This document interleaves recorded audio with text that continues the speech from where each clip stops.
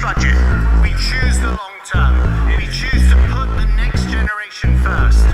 We choose, as Conservatives should always choose, sound public finances. Like other budget days, the pantomime begins. The Chancellor's red briefcase hides its misery within. He holds it up and bears a smile that's dead behind the eyes. He knows the numbers represent real people with real lives, but also knows that that's the job, the subtle sleight of hand, to give away enough that most don't recognise the scam. Take from the poor to feed the rich, tax breaks and incentives. Praised by the press, the same who cheers, theft is inventive. So deft is he at selling us a path to poverty that few will stop to question austerity's validity. The same old trickle-down approach that didn't work before. The same old welfare for the rich while stealing from the poor. The same old pull your socks up, freeloaders can fuck off. Or subsidising industries and covering corporate loss. And what's another cut to those who just refuse to work?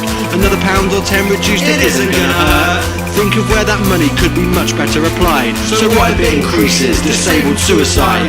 It may have been the income on which they once survived. The business has demands and those demands must be supplied. So watch as once again we raid upon the public purse. When things are already this bad we barely notice when they're worse. Darwin economics, survival of the fittest, and poverty will kill you when you're governed by the richest. And I don't know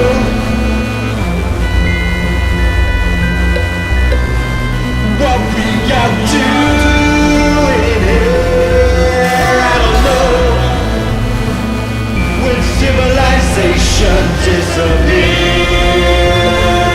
The Chancellor to sleep at night next door to number 10. Took far away from consequences brought on by his pen.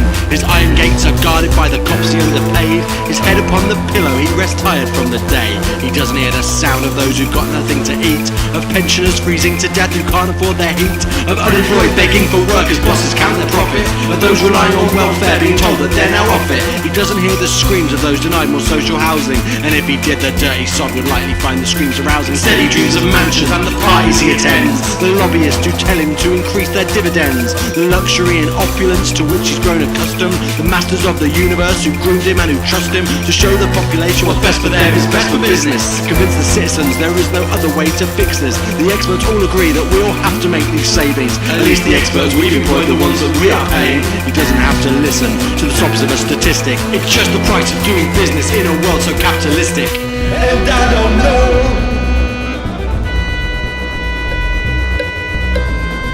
what we are doing here. I don't know when civilization disappears. The media delights in the Chancellor's deceptions, headline-grabbing soundbites getting all of their attention, even while acknowledging that they are being played. It's like they cannot help themselves from joining the charade, repeating propaganda on every TV station, willingly participants in our manipulation. Ideology being passed off as consensus, with no alternative proposed. The spin is just relentless. Economic forecast reported as if it's facts, on eggshells as to how the global markets may react. Disavowing culpability for what's ancestral. Lives are being ruined while they cite the cost of petrol. A penny off a pint of beer, the Chancellor's a hero. Thou shalt opiate the proles, the Chancellor's new credo. Schools and hospitals won't have the funds to serve our needs. They shut down all the libraries because it doesn't pay to read.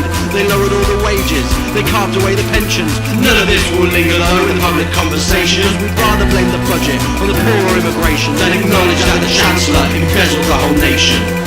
And I don't know